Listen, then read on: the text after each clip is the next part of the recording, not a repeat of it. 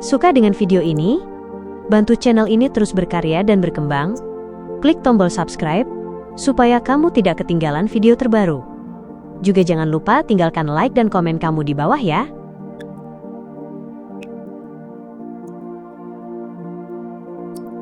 Permaisuri kemalangan dan kengerian. Bukankah itu sang dewi? Benar. Kemalangan mencakup nasib buruk, bagian dari takdir. Sang dewi memiliki otoritas yang bersesuaian, sehingga tentu saja dapat memberikan respons. Dengan memberikan saran ini, bukankah itu berarti, menurut Will Auseptin, selama ini dia selalu mencurigai bahwa aku adalah yang diberkahi Evernight? Hanya saja aku sendiri tidak menyadarinya. Ini sama seperti jawaban yang kudapatkan mengenai bagaimana aku harus memperoleh formula ramuan Beyonder urutan tinggi dari jalur Sieur. Dia bahkan menjadi lebih yakin setelah kejadian di Katedral Saint Samuel. Klein sempat tertegun sebelum akhirnya memahami semuanya. Seolah sedang bergumam kepada dirinya sendiri, dia berkata, "Kalau aku berdoa kepada Sang Dewi, apapun simbol yang kupilih, efek akhir dari hasilnya kemungkinan besar akan condong ke ranah nasib buruk. Itu sudah jelas," teriak bayi yang dibungkus kain sutra perak itu. Setelah memperoleh konfirmasi, Klein menjadi semakin yakin. Sambil tersenyum dia berkata, apa namamu masih Will Auseptin?" Dia sangat penasaran apakah dia telah mengganti namanya setelah terlahir kembali. "Kalau kau suka, kau boleh terus menganggapnya begitu. Namun, nama lengkapku sekarang sudah berubah menjadi Will Ceres," jawab bayi itu dengan acuh tak acuh. Klein berpikir sejenak sebelum bertanya, "Kalau aku ingin menghadapi pemegang 008, saran apa yang bisa kau berikan?" "Aku tidak ingin mengetahui apapun tentang 008. Aku hanya ingin tahu apakah kau punya saran." Bayi montok itu menatapnya, lalu tiba-tiba membuka mulut dan menangis dengan keras. "Wah!" Sudut bibir Klein berkedut. Ketika melihat pelayan itu mulai menunjukkan tanda-tanda akan terbangun, dia segera mundur beberapa langkah dan menghilang dari ruangan bersama dua marionet miliknya. Laut Rorstedt, di atas Future yang sedang berlabuh di pelabuhan pribadi kelompok perlawanan Bayam. Katlia, yang sedang mengadakan ritual, melihat setetes darah perak melayang keluar dari pintu ilusi yang terbentuk oleh cahaya lilin. Hanya dengan sekali pandang, dia buru-buru memejamkan mata meskipun mengenakan kacamata tebalnya. Pada saat itu, dia merasa seolah sebuah roda yang angkuh dan misterius sedang berputar membentuk seekor ular perak yang kepalanya tersambung dengan ekornya sendiri. Hal itu membuatnya kembali mengulang doa syukurnya kepada Tuan Ful sebanyak 12 kali berturut-turut sebelum akhirnya kembali normal. Benar-benar darah makhluk mitologi dari ranah takdir, dan tingkatnya bahkan lebih tinggi daripada malaikat biasa. Dengan rasa senang, Katlia mengakhiri ritual itu. Dia lalu mengeluarkan wadah yang telah dipersiapkannya sebelumnya dan menyimpan setetes darah perak tersebut ke dalamnya. Setelah memperoleh sejumlah informasi mengenai jalur monster dari Queen Mystic, serta mengetahui keberadaan Angel of Fate Ouroboros dari Tuan Ful, dia segera menebak asal darah itu. Mungkin itu milik yang berada di Life School of Thought, atau mungkin masih ada malaikat urutan satu lainnya. Bagaimanapun juga, Tuan Ful mampu memanfaatkan setidaknya dua malaikat di dunia nyata. Ditambah lagi Ancient Band itu, yang keberadaannya belum bisa kupastikan. Selain kekurangan artefak tersegel, faksi yang mempercayai Tuan Ful sudah cukup untuk menandingi gereja-gereja ortodoks. Bahkan elemen Dawn maupun Moses Ascetic Order pun tidak dapat menandinginya. Seperti yang diharapkan dari dewa kuno yang sedang bangkit, rasa hormat dalam dirinya semakin mendalam. Katlia menarik napas pelan, lalu mulai memikirkan urusannya sendiri. Persiapan lainnya berjalan sangat lancar. Tanpa kecelakaan apapun, yang perlu dilakukannya sekarang hanyalah menunggu sekitar 1 bulan, sebelum mencoba maju ke urutan 4 demi memperoleh keilahian. Langit dipenuhi awan hitam pekat. Sesekali kilat perak menyambar, menerangi dataran tandus dan sungai-sungai berkelok yang telah mengering. Di tengah dataran itu, pada bagian tempat sungai, membentuk setengah lingkaran, tampak bayangan-bayangan hitam bertumpuk menjulang. Itu adalah sebuah kota tanpa kehidupan. Setelah melakukan perjalanan selama beberapa hari, tim yang dipimpin Ketua Dewan 6 anggota Kota Perak, Demon Hunter Colin Iliad, akhirnya tiba di tujuan mereka, Kota Noise. Tim itu beranggotakan sedikit orang. Selain Colin, hanya ada 4 anggota lainnya, yaitu Tetua Dewan 6 anggota Shepherd Lovia, 2 Guardian urutan 5, Legere dan Gonlun, serta Notary urutan 6, Derek Berg.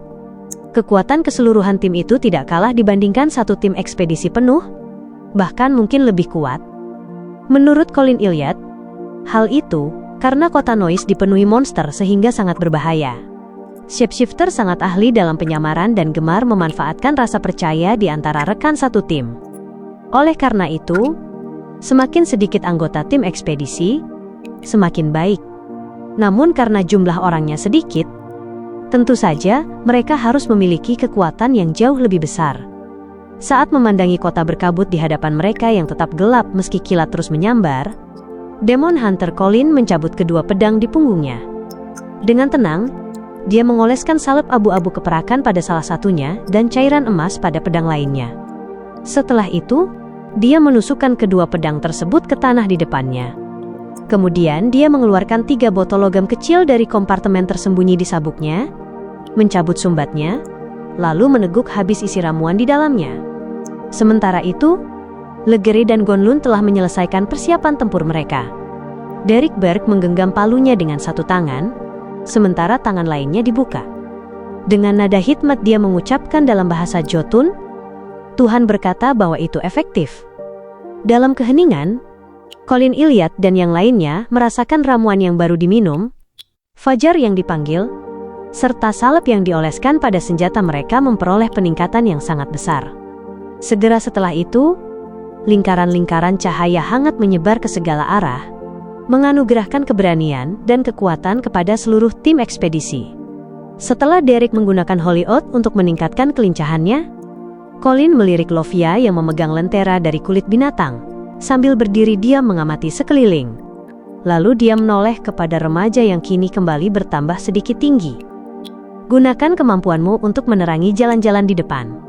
Setelah berkata demikian, dia menyapu pandangannya ke sekeliling sebelum menambahkan, begitu kita memasuki Kota Noise, pastikan kita tidak berpisah. Beberapa hari yang lalu aku sudah memperkenalkan monster-monster yang paling aktif bersembunyi di kegelapan wilayah ini. Kalian semua seharusnya sudah memahami bagaimana Shapeshifter memanfaatkan keadaan ketika anggota tim terpisah. Gonlun, seorang prajurit wanita cantik dengan tinggi sekitar 2,4 hingga 2,5 meter, berpikir sejenak sebelum bertanya. Kalau begitu, haruskah kita memanfaatkan itu untuk memburu Shapeshifter? Sebaiknya jangan. Terlalu berbahaya. Selain itu, sangat mudah bagi kita untuk justru membunuh rekan sendiri atau tersesat selamanya di Kota Noise. Colin Iliad yang berambut mulai memutih memperingatkan mereka dengan sungguh-sungguh.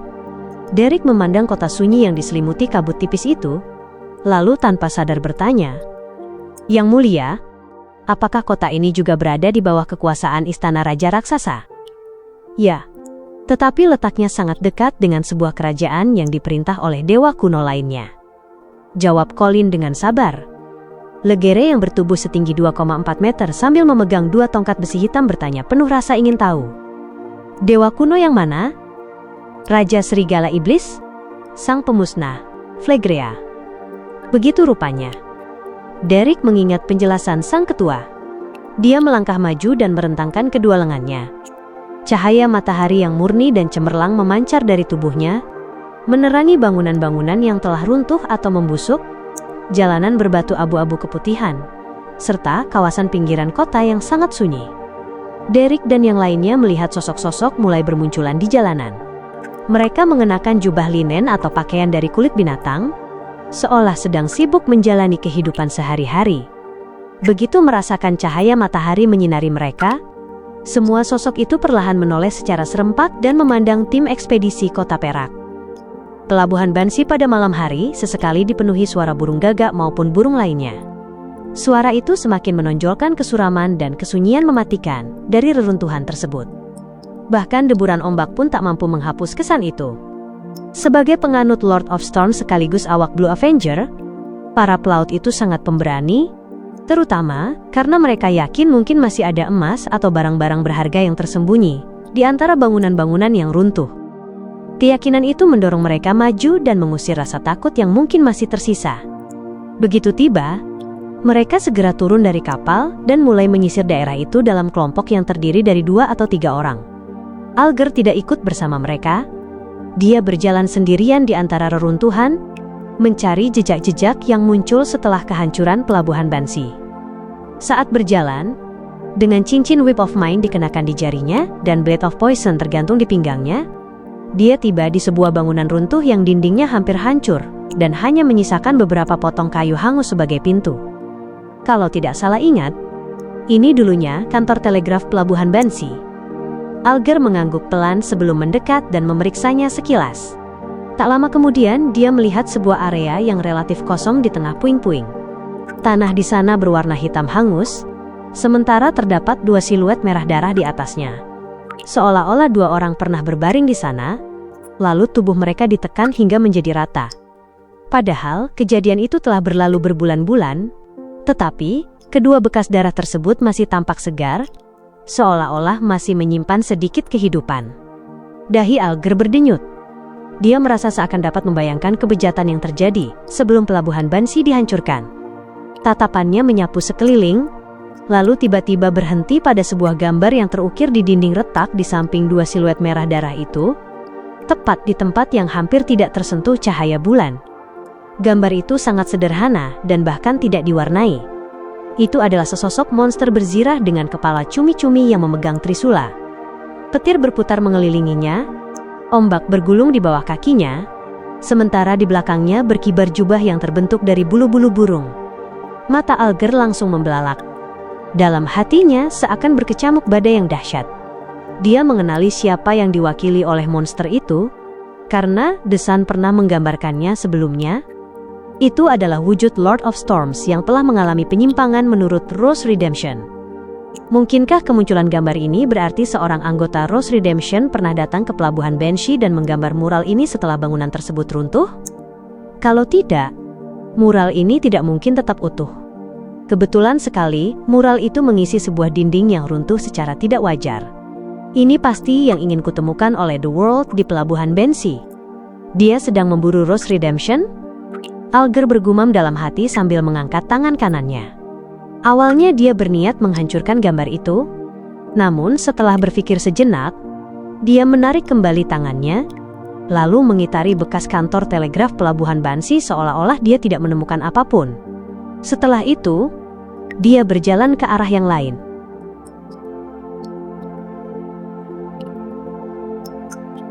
Di atas kabut kelabu yang tak berujung, di dalam istana megah yang kuno. Lukisan yang telah terdistorsi tentang Lord of Storms itu kemungkinan besar ditinggalkan oleh salah satu anggota Rose Redemption. Red Angel Medici adalah salah satu pendiri Rose Redemption.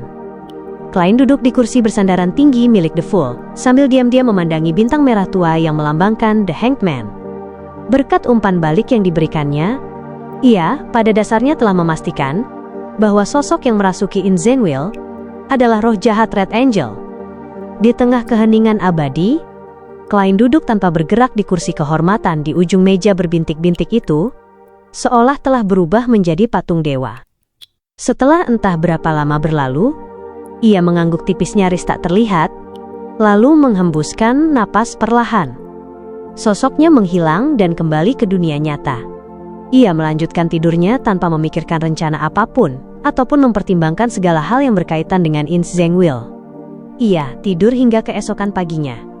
Setelah bangun dari tempat tidur, ia mengulangi kebiasaannya selama beberapa hari terakhir, berjalan tanpa alas kaki menuju jendela dan membuka tirainya. Di jalanan di luar hotel, Danitz, yang telah menyamar seperti penduduk asli Balam Barat, dengan tambahan jubah bertudung, memeluk erat sarung tinju hitam legamnya di dada sebelum bergegas menuju alun-alun di sebelah kanan. Berdasarkan laporannya sebelumnya, Klein tahu bahwa hari ini ia akan bertemu dengan salah satu faksi penguasa setempat untuk mengetahui sikap mereka terhadap transaksi persenjataan. Anderson tidak ikut. Ia mengacak-acak rambut pirang pendeknya yang dibelah ke samping hingga berantakan, lalu berjalan santai mengelilingi tepi alun-alun. Setelah duduk, Ia mengenakan boneka lucu pada tangan kirinya yang bersarung tangan hitam, dan mulai mempertunjukkan aksi ventriloquis kepada orang-orang yang lewat. Pria itu dan bonekanya menggunakan suara yang berbeda, saling mengejek dengan ucapan-ucapan jenaka. Pertunjukan itu cukup menarik perhatian. Satu-satunya masalah adalah semuanya dilakukan dalam bahasa intis, bukan bahasa dutan. Hanya sedikit orang yang memahaminya, sehingga setelah berhenti menonton sejenak, mereka pun pergi. Klein tetap memusatkan perhatiannya pada pemburu terkuat laut kabut itu, dengan ekspresi yang sama seperti sebelumnya. Namun, sorot matanya memperlihatkan bahwa ia sedang tenggelam dalam pemikiran.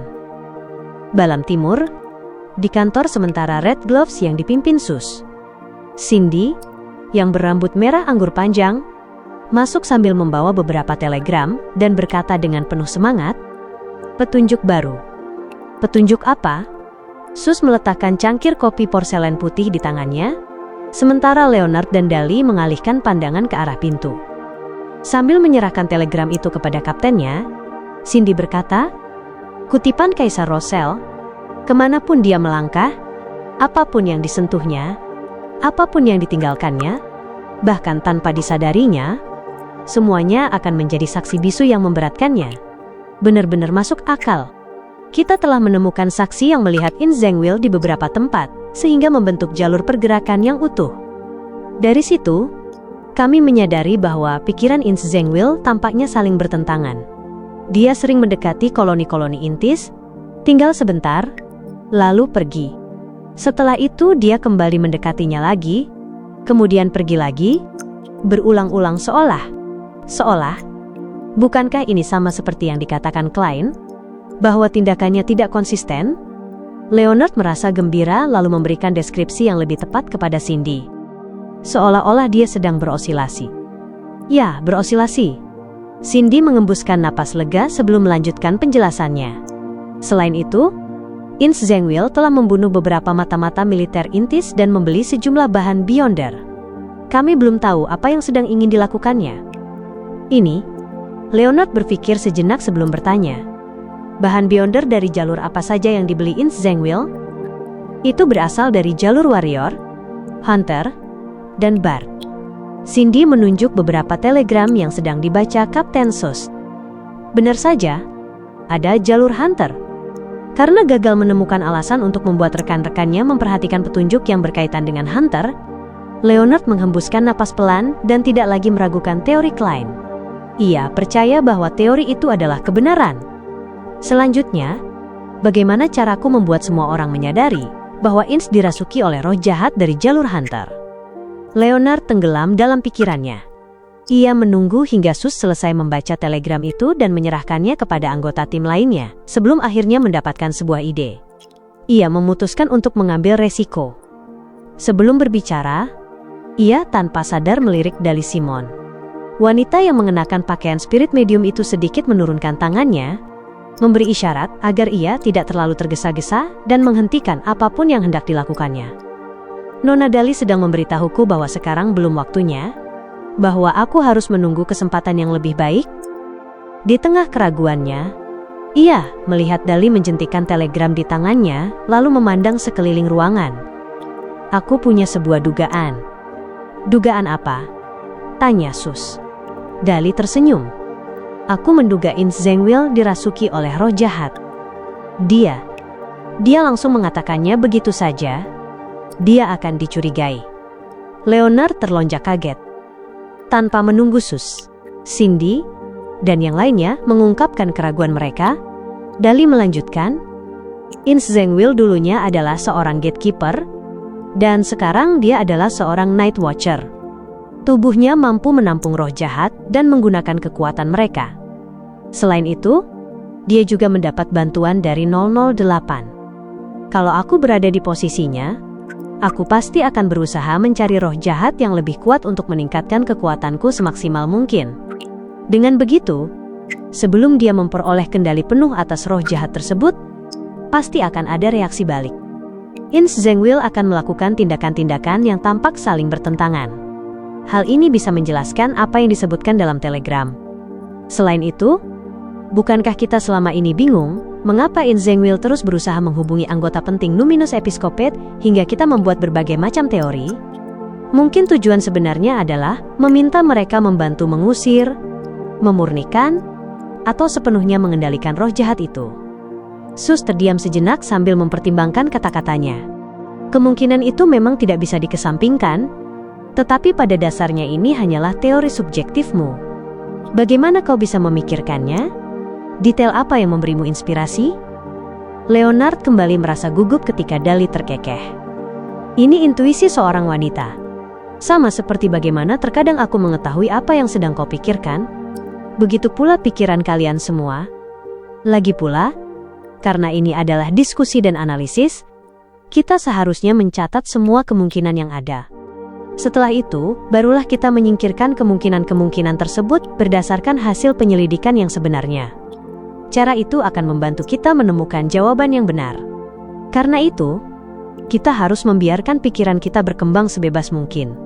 Betapapun konyolnya sebuah gagasan, kita harus berani mengemukakannya. Dari berbagai rincian yang kita peroleh melalui laporan-laporan yang masuk, menurutku teoriku adalah yang paling mungkin. Nona Dali benar-benar pandai berbicara. Setidaknya, dia berhasil meyakinkanku. Dia mengemukakan teori tentang kerasukan roh jahat demi melindungiku dan mengalihkan resiko kepada dirinya sendiri. Dalam urusan yang berkaitan dengan In Zengwil ini, dia tampaknya bersedia memikul semuanya. Leonard akhirnya memahami maksudnya dan merasa sangat tersentuh. Setelah mendengar penjelasan Dali, Sus mengangguk pelan. Benar, karena ini adalah sebuah diskusi, kita memang tidak boleh membatasi cara berpikir kita. Kemungkinan terjadinya kerasukan roh jahat memang cukup tinggi. Aku akan melaporkan hal ini kepada Yang Mulia Mata Sang Dewi. Biarlah Uskup Agung dan para diaken senior yang memutuskan langkah penyelidikan berikutnya. Lagi pula, pengetahuan kita tentang 008 masih terlalu sedikit. Tim Red Gloves yang dipimpin Sus menemukan keanehan pada In Zengwil melalui berbagai laporan telegram. Dali Simon memanfaatkan kesempatan itu untuk mengemukakan dugaan bahwa In Zengwil dirasuki roh jahat, dan dugaan tersebut mendapat persetujuan bulat. Dia mengatakannya sebagai teori yang masuk akal, tetapi sebenarnya dia sudah mengetahui kebenarannya. Dia mengetahuinya dari Leonard Mitchell, yang memiliki parasit, sedangkan sumber informasi Leonard Mitchell berasal dari sepucuk surat yang dikirim oleh Rainet Tiniker. Lalu, siapakah sebenarnya orang yang mengirim surat itu? Sementara itu, Leonard Mitchell dan Dali Simon juga telah menduga bahwa roh jahat yang merasuki In Zengwil berasal dari jalur Hunter. Sebuah pena bulu klasik yang dicelupkan ke tinta hitam sedang menulis dengan sangat cepat di atas sebuah buku catatan biasa, seolah-olah dipegang oleh tangan yang tak kasat mata. Tiba-tiba, sebuah tangan pucat tanpa suara terulur dan menggenggam pena bulu itu. Pemilik tangan tersebut memiliki rambut pirang gelap dengan wajah yang tampak seperti pahatan klasik. Salah satu matanya berwarna biru begitu pekat hingga nyaris hitam, sementara mata yang lain dipenuhi pembuluh darah kecil yang tampak jelas. Ia menurunkan pergelangan tangannya dan melanjutkan tulisan itu. Namun, benarkah kenyataannya seperti itu? Akankah semuanya berkembang sesuai dengan dugaan Dali Simon, Leonard Mitchell, dan tim Red Gloves milik Sus? Di tanah yang ditelantarkan para dewa, di kota Noise yang tak pernah diterangi kilat, sosok-sosok itu menoleh tanpa mengeluarkan suara sedikit pun, membuat Derek terkejut. Ia hampir menghentikan efek penerangan itu sambil menghindar, agar tidak berhadapan langsung dengan mereka. Namun, berkat latihan yang dijalaninya sejak kecil dan pengalaman yang diperolehnya selama setahun terakhir, ia tidak menjadi panik. Ia tidak buru-buru menghentikan penerangan itu. Dengan sekuat tenaga ia menahan rasa ngeri dan menunggu perintah berikutnya dari kepala. Dua simbol hijau tua yang rumit muncul di mata Colin Iliad. Ia mengamati jalan-jalan yang diselimuti kabut tipis, serta sosok-sosok yang tampak normal dan tidak melakukan tindakan apapun. Tiba-tiba, ia mengerang pelan, lalu berlutut dengan satu kaki. Kedua tangannya mencengkeram dua pedang yang tertancap di tanah. Di belakang lehernya, kulit biru kehitamannya sedikit membengkak, sementara simbol-simbol misterius yang rumit dan tak terlukiskan bermunculan. Simbol-simbol itu setengah ilusi dan setengah nyata, merayap ke tingkat yang lebih tinggi maupun lebih rendah. Pada saat yang sama, Shepherd Lovia mengerang kesakitan. Ia mengangkat kedua tangannya, memegangi kepala, lalu memuntahkan beberapa gumpalan daging dan darah yang menggeliat. Di telapak tangan dan tubuhnya, baju zirah perak tampak muncul secara aneh dan saling bertumpuk menutupi dirinya. "Berhenti!" gumam Demon Hunter Colin dengan pelan sedetik kemudian. Derek segera menghentikan penerangan itu dan membiarkan kabut tipis kembali menyelimuti sosok-sosok tersebut, sehingga keheningan maut sekali lagi menyelimuti kota Noise yang kuno. Segalanya segera kembali seperti semula. Colin Iliad perlahan berdiri dan mengarahkan tatapan beratnya ke menara, katedral, dan bangunan-bangunan lain yang samar-samar terlihat di balik kabut tipis. "Ada sedikit perbedaan dibandingkan ekspedisi terakhirku. Aku juga tidak tahu mengapa perubahan seperti itu bisa terjadi." Demon Hunter Colin menarik kembali pandangannya, lalu menyapu seluruh anggota tim. "Apakah kalian punya dugaan atau pendapat?"